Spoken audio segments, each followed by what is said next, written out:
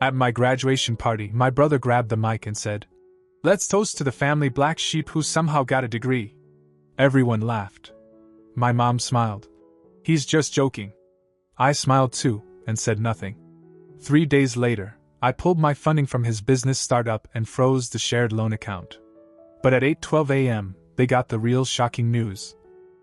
I didn't think my graduation party would be the place where the first crack in my family ties would appear, but I guess you never see it coming.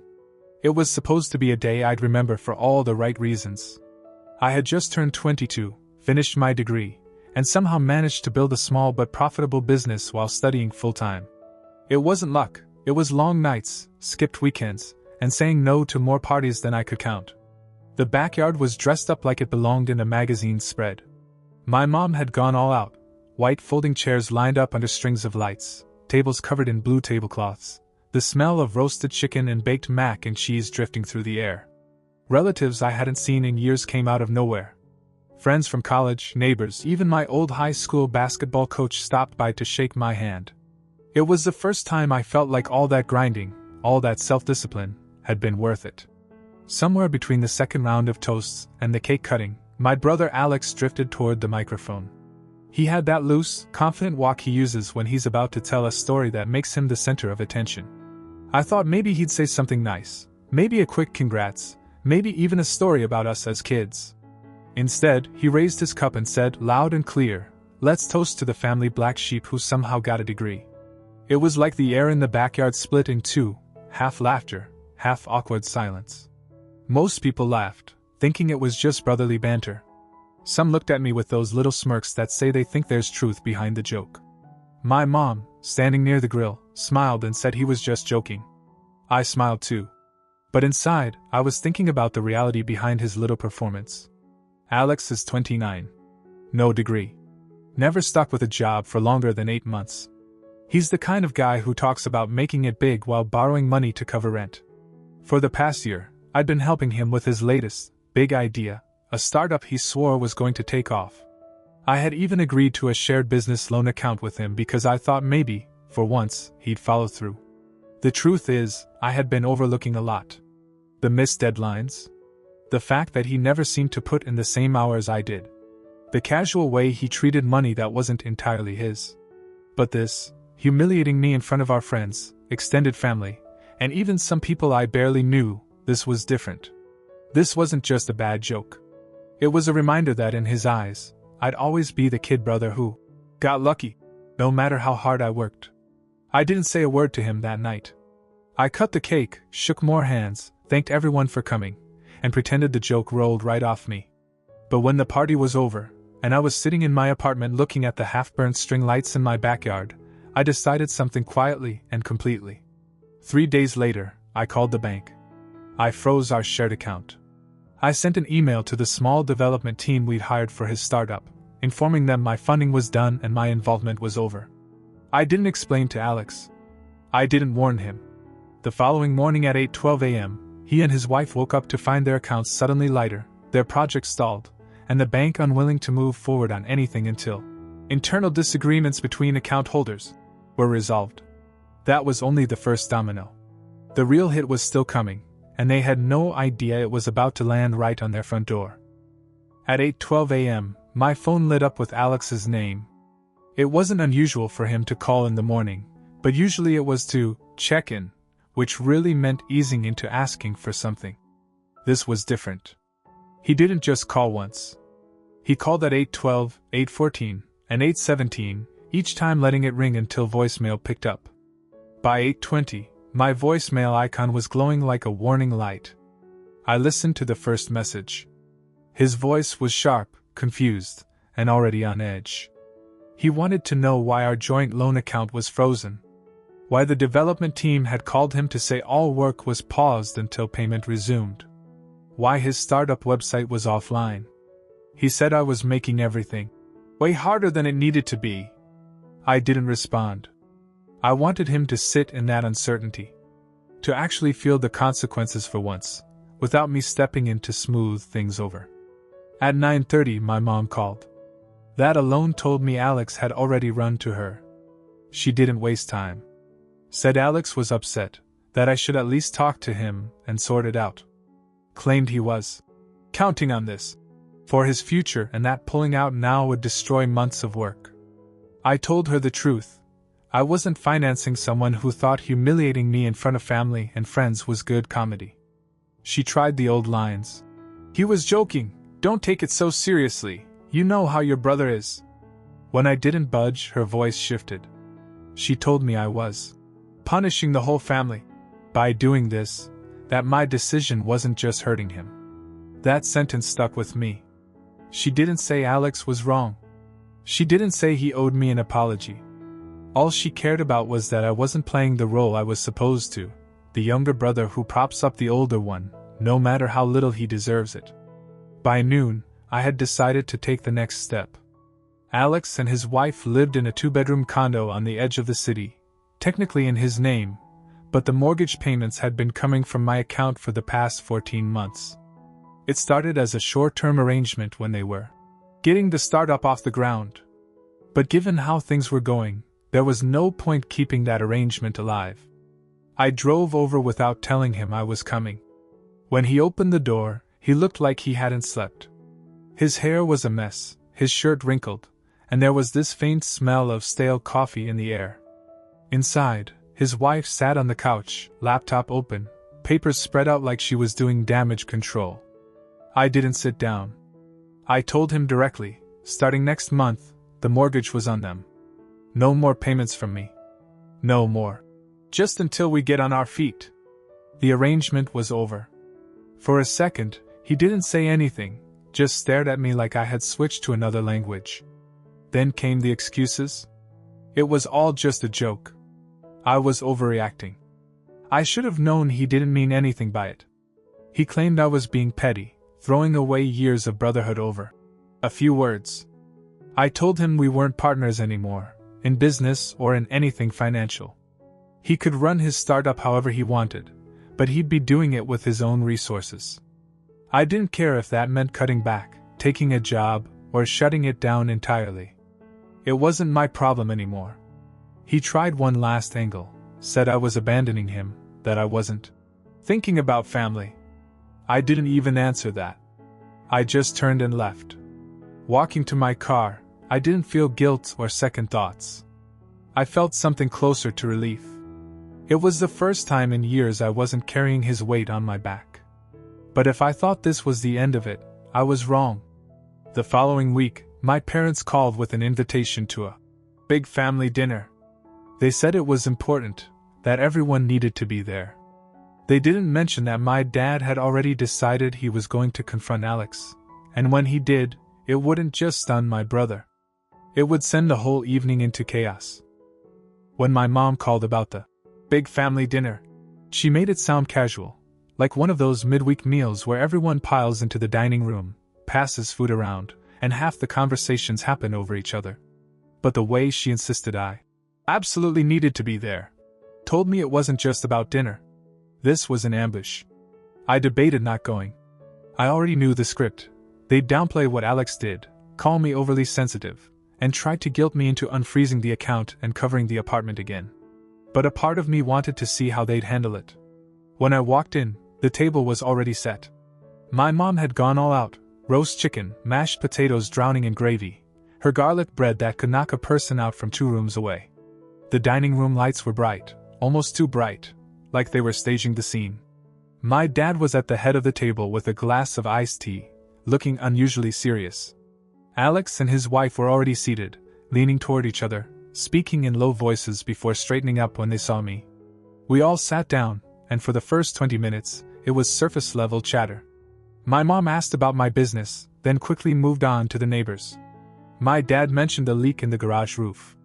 Alex made a half-hearted joke about traffic. But I could feel it, the shift in the air when my mom finally decided it was time. She put down her fork and said families shouldn't let small misunderstandings turn into big problems. She didn't say my name, but her eyes stayed on me the entire time.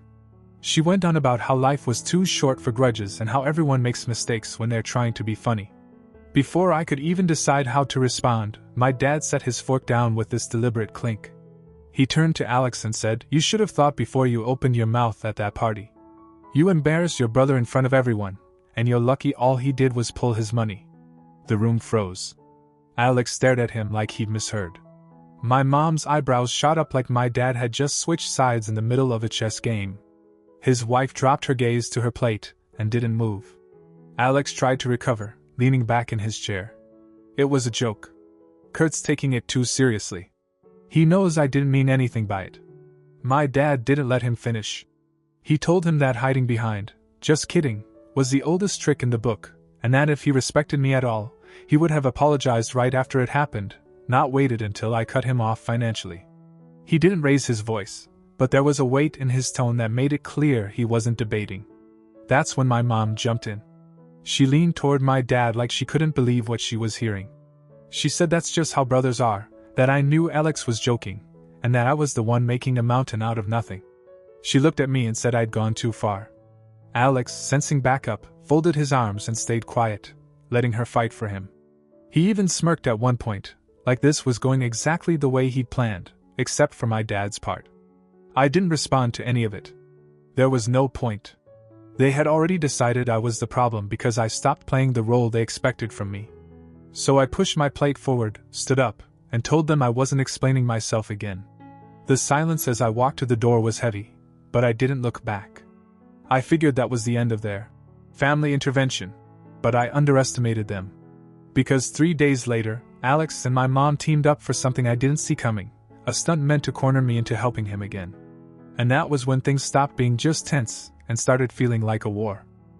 3 days after that dinner, I was coming back from a morning meeting with a potential investor when I spotted a large white moving truck parked directly in front of my apartment building.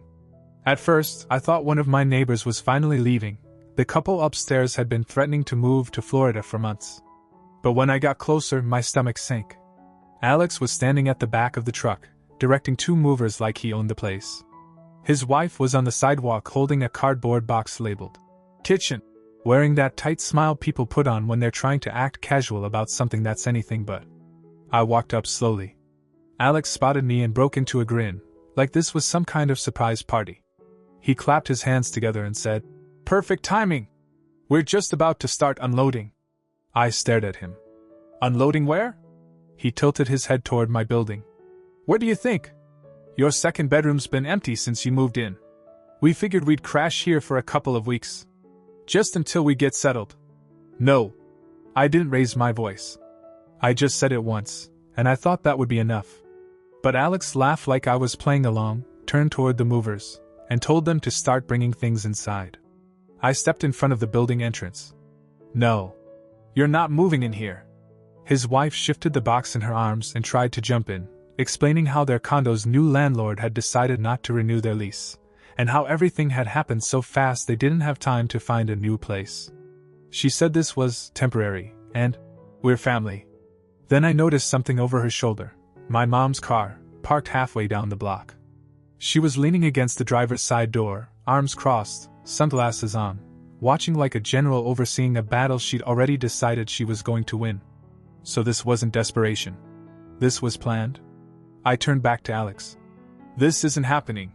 He tried the guilt angle. Said I was being cruel, that they had nowhere else to go, that his kid didn't deserve to be caught in the middle. I told him there were plenty of other relatives they could call, and if there weren't, maybe that said something about how they treated people. That's when my mom strolled up, slow and deliberate. She didn't yell, but her voice was sharp enough to cut. She told me I was turning my back on my own blood, and that if I let them walk away today, I'd regret it more than I could imagine. I told her the only regret I'd had was letting things get this far in the first place. Then I turned to the movers. "You unload anything into this building, it's getting put right back in the truck at his expense." The movers looked at each other. One of them asked Alex quietly if they should just head back to the storage unit. Alex swore under his breath. His wife stared down at her shoes. After a long pause, Alex waved them off. They packed everything back into the truck. My mom didn't say another word as she walked back to her car, but the look she gave me said this wasn't over. I figured that was the end of it, that they'd sulk for a while and eventually find another couch to crash on. But that night, at exactly 11:04 p.m., I got a text from Alex. "You're going to regret this more than you think." I didn't reply. 2 days later, I found out what he meant. And it wasn't about money. It was personal. Very personal. 2 mornings later, I woke up to my phone buzzing nonstop. At first, I thought it was work, maybe a new client issue or a supplier problem. But when I saw the flood of notifications, my stomach tightened. It wasn't emails. It wasn't work. It was social media. I had dozens of missed calls, a mountain of direct messages, and over 100 tag notifications. People I hadn't spoken to in years were sending me screenshots. Alex had gone public. On Facebook, he'd written a post that read like something out of a bad TV drama. How his own younger brother had kicked him, his wife, and his child out onto the streets when they had nowhere else to go. He painted me as the cold, selfish businessman who forgot his roots the moment he had money in his pocket. Every fact that made him look bad was conveniently missing. He didn't mention the startup I'd been funding. He didn't mention the year plus I'd been paying their mortgage. He didn't mention the stunt they'd pulled with the moving truck. And of course, he left out the part where he humiliated me in front of every person I cared about at my graduation party. It had been shared almost 60 times by the time I saw it, with comment threads full of armchair moralists. Some were neutral, people who clearly smelled something off in the story. Others were family friends, old neighbors, and distant relatives I barely remembered, leaving comments like, "Family is forever," and "Blood should come before business." But what really hit me were the comments from people I'd gone to school with, people who knew nothing about my life now but clearly loved the drama. Things like, "Guess money changes people," and "Wow, I didn't think you were like this." By noon, my mom had left me 3 voicemails, each one angrier than the last. She didn't ask if any of it was true. She didn't care about the actual story. All she cared about was that this was making the family look bad, and that I needed to just make it right. That's when I decided I wasn't going to let Alex control the narrative. The next morning, I texted him, "Meet me at the condo." Noon. When I got there, I let myself in. I was already sitting at the kitchen table when he walked in, looking smug, like he expected me to apologize.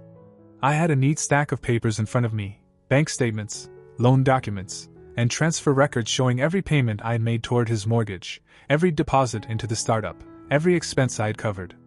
I didn't yell. I didn't make speeches. I slid the stack across the table. I told him that if he didn't take down that post by the end of the day and post a correction, I would send copies of those documents to every single person who shared his post.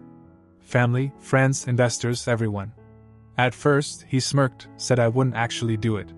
But then I pulled out my phone and showed him the draft message I'd already typed up, complete with screenshots. His expression changed. That smugness vanished. That night, the post disappeared from Facebook without a word. No apology. No follow-up post. Just gone. I thought maybe that would be the end of it, that, finally, we'd reached the point where he'd back off. I was wrong. Because the following week, I made a move he never saw coming. One that wouldn't just close this chapter, it would lock the door behind it. A week went by without a single word from Alex. No calls, no texts, not even some passive-aggressive post online. The silence felt unnatural, like the air right before a storm. I knew him well enough to know he was either sulking or quietly plotting a comeback. But the thing was, I didn't care anymore. I'd already decided what my next move would be. That Friday morning, I sat in the downtown office of a lawyer I trusted and signed the final paperwork to invest in my friend Chris's startup. Chris was someone I'd known since my sophomore year of college. He wasn't flashy, he didn't run around making big promises, and he didn't play the victim when things got tough. For the past 2 years, he'd been building a tech platform on his own dime, working nights at a warehouse just to keep funding it. Every time we talked, his focus was on the work, not the attention, not the shortcuts. Months earlier, he'd asked if I'd consider coming in as a partner. Back then, I told him I couldn't because my money was tied up with Alex's project. Now, my resources were free, and I wanted to put them where they might actually build something real. When the ink dried, I felt a calm I hadn't felt in months. That afternoon, I called my dad and asked if he wanted to meet for coffee. We sat by the window of a small cafe, and I slid the signed investment agreement across to him. He read it carefully, then set it down and said, "Good. At least it's going to someone who's earned it." By that evening, the news had already reached my mom. I didn't have to wonder how. Alex must have called her the second he found out. She left me 2 voicemails in a row, both saying almost the same thing. I was humiliating my brother by choosing to back someone else instead of helping him rebuild. She said I was spiteful and trying to make him look bad to the whole family. An hour later, Alex texted me, "Wow. Guess you really are done." I didn't reply. 2 days later, I drove to the condo for one last conversation. I wanted this to be final, face to face, so there would be no room for him to twist my words later. When I walked in, Alex was on the couch, scrolling on his phone, while his wife sat at the dining table paying bills. He didn't even look up at first. I stood there until he did. "I'm going to make this simple," I said. "From this point on, your life is in your hands. No more loans. No more bills covered. No shared accounts. Whatever happens from here, you handle it. I'm done." For a moment, he just stared at me, like he was trying to figure out if I was bluffing. His wife glanced between us but didn't say a word. Finally, Alex laughed, not because he thought it was funny, but because he didn't know what else to do. "You'll regret this," he said quietly. I didn't answer. I walked out the door, down the hall, and didn't look back. That night, I sat in my apartment, looking at the contract with Chris's name on it. And I realized something that should have been obvious years ago. Blood isn't enough. You can be related to someone without actually being family. And once you see that clearly, there's no going back. Family, but not really family. And for the first time, I was completely fine with that. The update. It had been almost a month since I walked out of Alex's condo and told him I was done. The weeks after that felt different, like I'd finally cleared a noise I didn't realize had been constant in my life. No sudden phone calls asking for just a little help. No passive-aggressive messages. No guilt trips from my mom every other day. Chris's startup was moving faster than either of us expected. We'd just finished a beta test, and the feedback was strong enough that we had a meeting lined up with a major investor. For the first time in a long time, every dollar and every hour I put into something felt like it actually mattered. Then, on a Tuesday morning, a text popped up from a number I didn't recognize. "Check your mailbox. You'll want to see this. L." I didn't know who L was. No profile picture, no context. But I went downstairs, and sure enough, there was a thick, unmarked envelope wedged into my mail slot. Inside were printed screenshots, clear as day, of email threads between Alex and 2 of my old business contacts. The more I read, the slower I turned the pages. Alex had been trying to pitch my former investors on a relaunch of the project we once worked on together. Except in his version, it was entirely his idea. He had stripped my name from every detail. The email even claimed he'd personally designed and funded the early prototypes and mock-ups, the same ones I had paid for and developed through my contacts. Worse, he'd attached those original designs. My designs.